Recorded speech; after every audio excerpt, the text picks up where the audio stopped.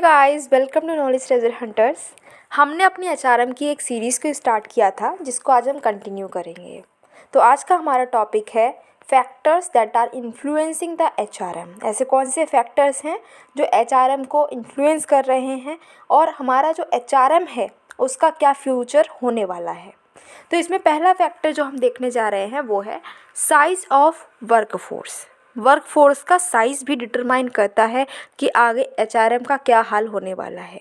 Corporates have grown in size considerably in recent years. अब देखो, अगर अभी से कुछ साल पहले की ही बात अगर हम करें तो जितनी कंपनीज़ अभी हमें मिल रही हैं देखने को, जितनी हमें ऑर्गेनाइजेशंस देखने को मिल रही हैं, जितने ब्रांड्स देखने को मिल रहे हैं, शायद इतने नहीं थे। तो अभी कुछ ही सालों में इतनी ज़्यादा ग्रोथ हमने देखने को मिली है, thanks to global competition in almost all fields. अब ऐसा हुआ क्यों है? ऐसा इसलिए हुआ है क्योंकि पूरी वर्ल्ड वाइड कंपटीशन इंक्रीज़ हुआ है। ग्लोबलाइजेशन की वजह से अब हर जगह कंपटीशन देखने को मिल रहा है। The size of the workforce consequently has increased, throwing up additional challenges before HR managers in the form of additional demands for better pay, benefits and working conditions from various sections of the workforce constantly। अब जो workforce का size बढ़ गया है, क्यों बढ़ा है? क्योंकि देखो, इतने ज़्यादा ऑर्गेनाइजेशन सब ज़्यादा हो गए हैं। ऑर्गेनाइजेशन ज़्यादा हैं तो उसमें क्या होगा, सिर्फ बिल्डिंग बनाने से तो काम चलेगा नहीं, हमें चाहिए होगा उसमें लोग जो कि काम करें। जब जितनी ज़्यादा बिल्डिंग्स बना रखी हैं हमने, जितनी ज़्यादा कॉरपोरेशंस बना रखी हैं, उतने ज़्यादा लोग भी चाहिए काम करने को, और जितने ज़्यादा लोग चाहिए मतलब हमारी वर्क फोर्स का साइज़ भी उतना ज़्यादा बढ़ रहा है। जब ज़्यादा बड़ा साइज़ हो गया है वर्क फोर्स का तो इससे कई सारे चैलेंजेस हमारे एचआर मैनेजर्स को फेस करने पड़ रहे हैं। अब वो चैलेंजेस कैसे हैं? जैसे कि ज़्यादा लोग हो गए हैं तो वो कुछ चीज़ें डिमांड करते हैं, जैसे कि अब वो कह रहे हैं कि हमें बेटर पे दो, हमें ज़्यादा पैसे चाहिए काम करने को वरना हम काम करेंगे नहीं, हमें बेनिफिट्स भी चाहिए हैं, हमारी जो वर्किंग कंडीशन है वो अच्छी होनी चाहिए, हम जहाँ काम करते हैं वहाँ पर हमें सेफ्टी फील नहीं होती, हमें सेफ्टी भी चाहिए है। तो ये सारी डिमांड्स जो हैं कॉन्स्टेंटली कहीं ना कहीं से अराइज होती रह रही हैं और हमारे जो एचआर मैनेजर्स हैं उनको ये सब फेस करना पड़ रहा है। अब जो नेक्स्ट फैक्टर है वो है कंपोजिशन ऑफ वर्कफोर्स। जो वर्कफोर्स है उसका कैसा कंपोजिशन है वो भी अफेक्ट कर रहा है हमारे एचआरएम को। The workforce composition is also changing over the years. जैसे जैसे साल गुजर रहे हैं वैसे वैसे जो वर्क फोर्स का कंपोजिशन है वो भी बदलता जा रहा है। The rising percentage of women and minorities in the work force is going to alter work place equations dramatically. अगर अब हम देखें तो फैक्ट्रीज़ अगर हम उठाकर देख लें तो फैक्ट्रीज़ में मेंस के मुताबिक अगर हम कंपेयर करें तो वीमेन ज़्यादा काम कर रही हैं। इनफैक्ट वीमेन काम कर रही हैं, माइनॉरिटीज़ भी बहुत काम कर रही है। जब वर्क फोर्स में वीमेन इंक्लूडेड हैं, माइनॉरिटीज़ इंक्लूडेड हैं, और हम जैसे कि जानते हैं कि माइनॉरिटीज़ और वीमेन अभी भी ऐसे सेक्शन हैं सोसाइटी के जिनकी हालत इतनी अच्छी नहीं है, हमें उनकी हालत को सुधारना है। उनके हालात जो बिगड़े चल रहे हैं, उनको रिस्पेक्ट नहीं मिलती है, उनको कई सारा हरासमेंट देखने को मिलता है, उनके साथ में इक्वालिटी नहीं है। तो ये सारी जो प्रॉब्लम्स हैं ये भी जब ये वीमेन हमारे वर्कफोर्स में इंक्लूड होंगी तो ये सारी प्रॉब्लम्स भी हमारी हो जाएंगी, हमें इनके साथ में भी डील करना पड़ेगा। तो इससे क्या हो रहा है, जब ज़्यादा वीमेन और माइनॉरिटीज़ हमारी वर्क फोर्स में इंक्लूड हो रही हैं तो वर्क प्लेस की जो इक्वेशन थी अब वो बदलती जाएगी। Demands for equal pay for equal work, putting an end to gender inequality and bias in certain occupations, the breaking down of glass ceiling have already been made। अब कई बार हमने देखा है कि एक जैसा ही काम किया जाता है लेकिन मैन को ज़्यादा पे कर देते हैं, हम वीमेन को पे नहीं करते हैं उतना, उनको कम पे कर रहे हैं, जबकि काम बराबर किया जा रहा है, दोनों लोग काम इक्वल कर रहे हैं। इनफैक्ट कई जगह पर तो वीमेन मैन से भी ज़्यादा अच्छा काम कर रही हैं, फिर भी उनकी जो पेमेंट है वो कम है। ऐसा क्यों है? तो ये इनक्वालिटी देखने को मिलती है। तो इसीलिए कई सारी डिमांड्स जो हैं वो रेज़ की जाती हैं, जैसे कि इक्वल काम किया जा रहा है तो इक्वल पेमेंट भी मिलनी चाहिए, जेंडर इनइक्वालिटीज़ को ख़त्म करो। तो ऐसे जो डिमांड्स हैं ये अब राइज़ हो रही हैं। इससे जो हमारा वर्क फोर्स है, वर्क फोर्स में भी चेंज हो रहा है, वर्क प्लेस में भी चेंज हो रहा है, और अब हमें भी अपना जो सिस्टम है उसमें बदलाव लाने पड़ रहे हैं। Constitutional protection ensure to minorities has also been met to a large extent by HR managers in public sector units. अब पब्लिक सेक्टर यूनिट में HR मैनेजर को एक और जिम्मेदारी भी है कि जो माइनॉरिटीज़ काम कर रही हैं तो उनके हक को भी हमें बचाना है, उनको सेफगार्ड करना भी हमारी जिम्मेदारी है। अब जो नेक्स्ट फैक्टर है वो है एम्प्लॉयज़ एक्सपेक्टेशंस। अब जो लोग काम कर रहे हैं वो फ्री में तो काम करते नहीं हैं, उनको उनकी भी कुछ एक्सपेक्टेशंस होती हैं। तो वो एक्सपेक्टेशंस भी हमारे जो HRM है उसको अफेक्ट करती हैं। कैसे, देखते हैं। Instead of attempting to force employees to conform to a corporate mold, future managers may well have to make more allowances for individual differences in people. Nowadays, workers are better educated, more demanding, and are ready to voice strong, violent, and joint protest in case their expectations are not met. अब पहले का scene क्या था कि पहले factory वाले क्या बोलते थे कि हम तुम्हें इतने रुपए देंगे, आपको काम करना है करो, नहीं करना है मत करो। लेकिन अब क्या है, अब जो लोग हैं, जो वर्क फोर्स है, वो फैक्ट्री से बोलती है कि हमको इतने पैसे चाहिए, ये हमारी डिमांड्स हैं, अगर ये फुलफ़िल होंगी तभी हम काम करेंगे, वरना हम काम नहीं करेंगे। आप अगर हम इतना पे करेंगे तब हम काम करेंगे। अब क्या हो गया है, सीन उल्टा हो चुका है। क्यों ऐसा हुआ है? क्योंकि अब लोग ज़्यादा पढ़े लिखे हैं, उनको पता है कि उनका क्या क्या हक है। जब उनको अपने हक के बारे में पता है, ज़्यादा पढ़े लिखे हैं, तो वो अपना जो डिमांड है उसको सामने रख सकते हैं, अपनी वॉइस को स्ट्रॉन्ग, अब उनकी वॉइस स्ट्रॉन्ग हो गई है, उनको पता है कि उनको कहाँ कहाँ से हेल्प मिल सकती है, प्रोटेस्ट कर सकते हैं। इसकी वजह से हुआ क्या है कि लोग, हमारे जो एम्प्लॉय हैं, बहुत स्ट्रॉन्ग हो चुके हैं, और अब जो फैक्ट्री है, जो HR मैनेजर्स हैं, उनको अपनी पॉलिसीज़ ऐसे बनानी पड़ रही हैं जो कि एम्प्लॉय की एक्सपेक्टेशंस को भी मीट कर सके। तो ये एक अफेक्ट हमने देखा, ये भी एक फैक्टर है जो कि हमारे जो मैनेजमेंट, ह्यूमन रिसोर्स मैनेजमेंट की जो पॉलिसीज़ हैं उस पर असर डालता है। नेक्स्ट फैक्टर है चेंजेस इन टेक्नोलॉजी। अब ये तो एक्सप्लेन करने की भी ज़रूरत नहीं है। अब ये तो देखो, पहले क्या टेक्नोलॉजी थी, अब क्या टेक्नोलॉजी है। टेक्नोलॉजी तो हर दिन चेंज होती जा रही है।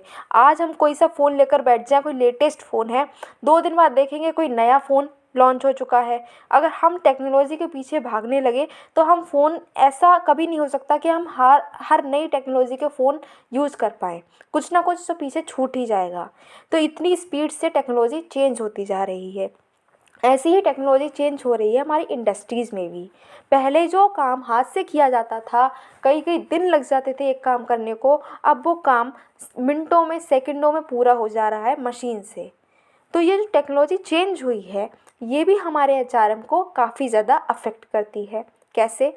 जैसे कि increased automation, modernization and computerization have changed the way the traditional jobs are handled. In such a scenario, unless employees update their knowledge and skills constantly, they cannot survive and grow.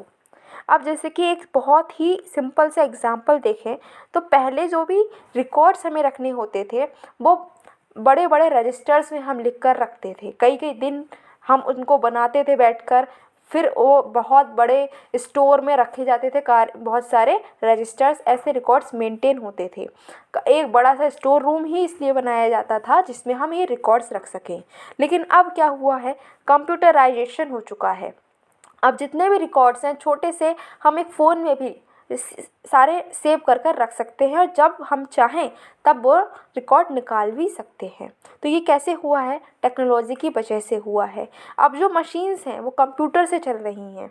अगर हम पढ़े लिखे नहीं हैं तो machines चलाएंगे कैसे? पहले तो हाथ से काम होता था, तो हम अगर नहीं पढ़े लिखे तब भी काम कर लेते थे फैक्ट्री में। लेकिन अब तो अगर पढ़े लिखे नहीं हैं तो हम फैक्ट्री में भी काम नहीं कर पा रहे हैं। तो क्या हो गया है कि जितनी सारी टेक्नोलॉजी आ गई है, इसकी वजह से जो हमारे एम्प्लॉयज़ हैं, अब उनकी ये ज़रूरत हो गई है कि वो खुद को अपडेट रखें। अगर वो खुद को अपडेट नहीं रखते हैं, नई नई टेक्नोलॉजी उनको नहीं पता है, तो वो अब की जो इंडस्ट्रीज़ है इसमें सर्वाइव नहीं कर पाएंगे। नेक्स्ट फैक्टर है लाइफ स्टाइल चेंजेस। अब पहले जिस तरीके से रहते थे और अब जो हमारा जो लाइफ स्टाइल है वो उसमें एक ज़मीन आसमान का अंतर आ चुका है। पहले कोई बर्गर नाम जानता भी नहीं था, लेकिन आज बच्चे दूध रोटी तो बाद में कहेंगे, बर्गर पहले कहना शुरू कर देंगे। तो ये स्टाइल जो हमारा रहने सहने का स्टाइल है वो चेंज हो चुका है। पहले के लोग अभी भी फ़ोन को यूज़ करना नहीं जानते हैं, और जानते भी तो उन्हें बस इतना पता होता है कि लाल वाले बटन से काटना होता है और हरे वाले से रिसीव करना होता है, उसके आगे उन्हें कुछ नहीं पता। लेकिन आजकल के बच्चे जिनको ABCD नहीं आती है, उन्हें फ़ोन चलाना आता है। तो ये सारा जो चेंजेस हुए हैं ये हमारी लाइफ स्टाइल के चेंजेस आ गए हैं। ऐसे ही लाइफ स्टाइल के चेंजेस हमारे HRM में भी देखने को मिलेंगे, क्योंकि जो एम्प्लॉयज़ हैं वो हैं कौन, हम तुम ही तो एम्प्लॉयज़ हैं। तो जब हम ऐसे चेंज हो रहे हैं तो एम्प्लॉयज़ भी चेंज हो रहे हैं, एम्प्लॉयज़ चेंज हो रहे हैं तो वो कहीं ना कहीं असर हमारे HRM में भी देखने को मिलेगा। The lifestyle patterns of employees have undergone a rapid change in recent times। अब क्या है, हम जो देख रहे हैं तो जो भी लाइफ स्टाइल है हमारे एम्प्लॉयज़ का वो बहुत ज़्यादा ही चेंज हो चुका है। Unlike their procedures, people are now ready to change jobs, shift to new locations, take up jobs in startup companies instead of manufacturing units, and even experiment with untested ideas। जैसे पहले के लोग होते थे वो अपने घर को छोड़ना नहीं चाहते थे, वो कहते थे यहीं पैदा हुए यहीं मरेंगे, वो घर को छोड़ना नहीं चाहते थे। लेकिन जो आज की जनरेशन है वो ज़रा से ही बड़ी हो पाती है, वो अपना घर छोड़ने की बात सबसे पहले करती है कि हमें क्या करना है, हमें बड़ी सिटीज़ में जाना है, हमें अच्छी कोचिंग चाहिए तो हम बड़ी सिटीज़ में जाएंगे, हमें अच्छी जॉब चाहिए तो हम बड़ी सिटीज़ में जाएंगे।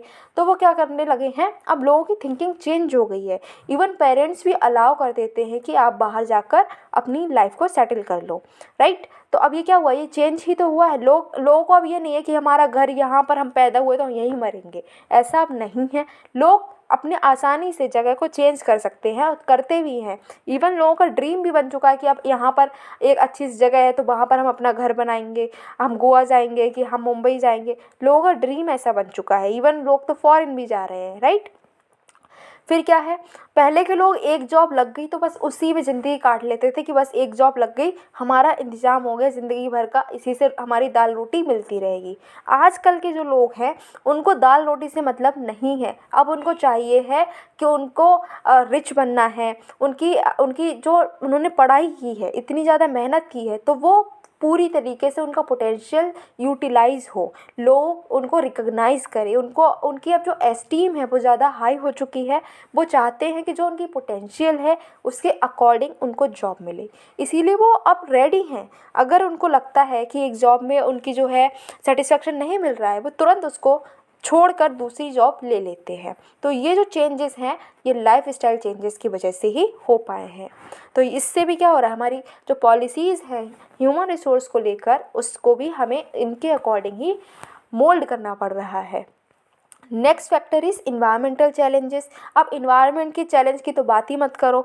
अभी अगर हम रोज़ अगर न्यूज़पेपर पढ़ेंगे तो रोज़ एक ना एक आर्टिकल हमें क्लाइमेट चेंज को लेकर, ग्लोबल वार्मिंग को लेकर, पोल्यूशन को लेकर, ऐसे कई सारे जो चैलेंजेस हैं इन्वायरमेंट को लेकर वो देखने को मिलते ही मिलते हैं, राइट। तो ऐसे चैलेंजेस अगर हो रहे हैं, जब पूरा क्लाइमेट ही चेंज हो जा रहा है, पूरे ग्लोबल लेवल पर वार्मिंग हो रही है, या फिर पूरा जो आइस है वो मेल्ट हो रहा है, ग्लेशियर्स मेल्ट हो रहे हैं, तो कहीं ना कहीं हमारे बिज़नेस पर भी इसका इम्पैक्ट देखने को पड़ेगा। बिज़नेस पे इम्पैक्ट हो रहा है, लोगों की लाइफ पर इम्पैक्ट हो रहा है, तो हमारी HRM पर भी इम्पैक्ट होगा ही होगा।